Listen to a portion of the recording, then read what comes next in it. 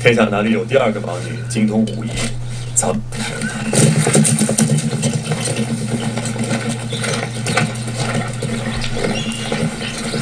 Alright, watch for people's lips to move.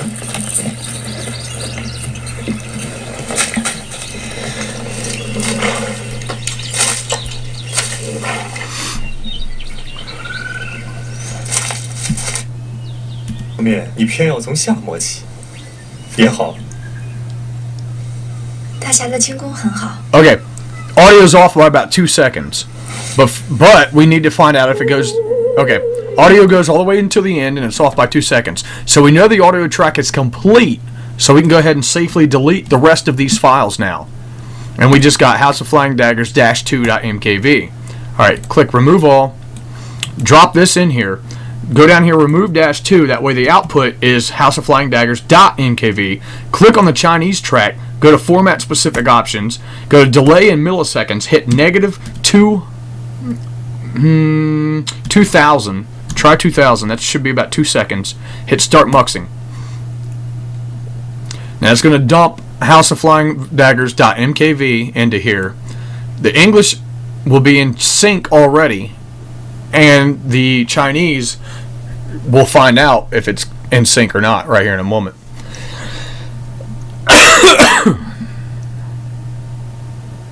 We actually might be able to begin playing this already. Well, no, we can't, because the offset delay that we just put in, that's actually in the video format's containers information. So we have to wait for the container to get finished muxing so it can store all of the extra information about like audio delay and shit like that. If you remember my first video, that's what I was telling you. Containers are independent of video and audio codecs. They just contain information about the audio and video, like how to delay it, how to display it, you know, its aspect ratio, its audio delay, things like that. And we used -2000 to skip it forward 2 seconds. If we want to delay it 2 seconds, we'd just go delay is 2000 instead of -2000. Alright. Switch the audio track, track 2.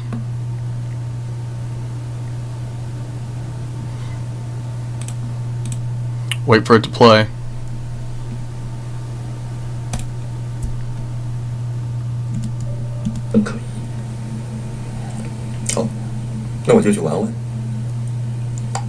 Alright, it's still backwards. 刘捕头，金捕头，属下外出巡视，告辞。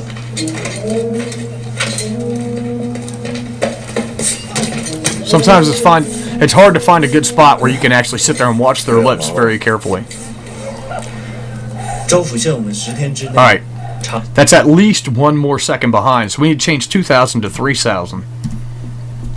And we might even change it to 3200 and mux it again and hit yes to overwrite the file that we just wrote the first time.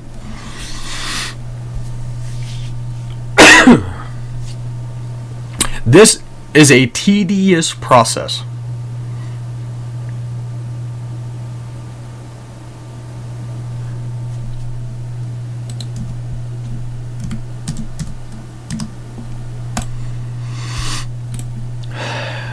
And MKV merge is actually this thing kicks ass, dude. It's a Swiss Army knife for video transcoding. One thing I forgot to mention before when I was discussing the difference between using XVID and using X264 encoder is that with X264 you can't just, okay, with XVID there's an option with MPlayer or mencoder to start at a certain offset in the video. Like you want to start transcoding 6 minutes into the video, and then there's an offset to finish. So you can clip out like 30 minutes of a movie by specifying its offset, its starting offset, and its finish time. And it'll only transcode and save that 30 minutes to a new file. Well, the problem is, because what I used to do when I'm making my videos for YouTube, like for example this video, one of my videos could be 2 hours long. Well, I've got to chop that into 10-minute segments. Well, that meant I had to specify an offset and a length for each video, and then save a separate copy of that clipped little piece just for uploading on YouTube, and then when I'm done, delete all those and just save keep the original. With X264, you can't do that. It's fucked up. You can't just copy sections of the movie like that without completely re-transcoding. Because, like, remember, when you see me transcoding just the audio, you see I put output video as copy. Well, if you do that with the audio and video with X264, with the audio, video and audio just to do segments, it's fucked up. It never plays right. It's always screwed up. Well, that was a big problem. That meant that I had to retranscode the entire video to DivX so that I could clip it and manipulate it. Well, I found out recently MKV can actually just clip it for you. You just tell it you want it limited to 10-minute intervals. It'll clip it into 10-minute sections and output it as file name -001, file name -002, so on and so forth. I'll show you how to do that here in a moment. Let's check this video now.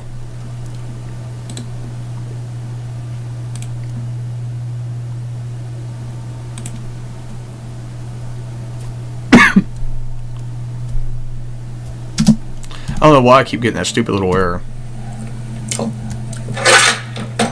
今日密报说，牡丹坊有一个头牌。 All right, we're about 600 milliseconds behind still. All right, so change 3200 to 3800 and mux it again. And actually, let's go ahead and delete that because I got an extra space right here anyway. I just noticed. All right.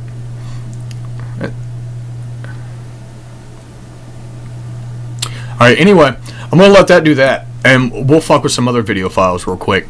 For example, let's open MKV merge again.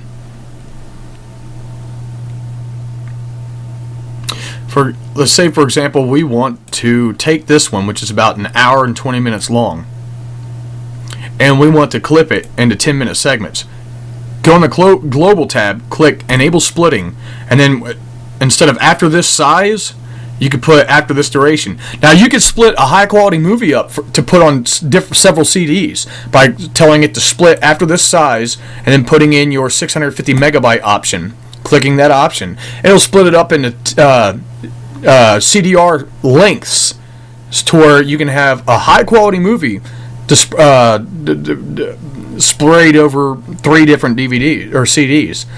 But I go after this duration and put in your minute and second, which is 00:10:00, which is 0 hours 10 minutes, and then hit start muxing. And what that does, you gotta change the name of the output file, obviously. So just put 1-x and then start muxing. And now it'll go 1-x-001, 1-x-002, 1-x.003, and so forth. And that's how you can split big, long files up for length that's suitable for YouTube, for duration suitable for YouTube. All right, let's go back to this and check it real quick.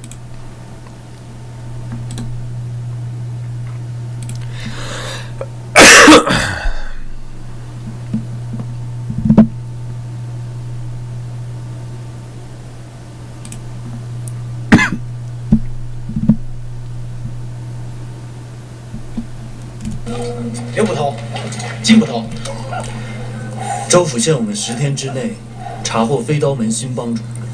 什么？诛杀飞刀门老帮主柳云飞用了多久？整整3月。是，谈何容易？本地新开了一家母。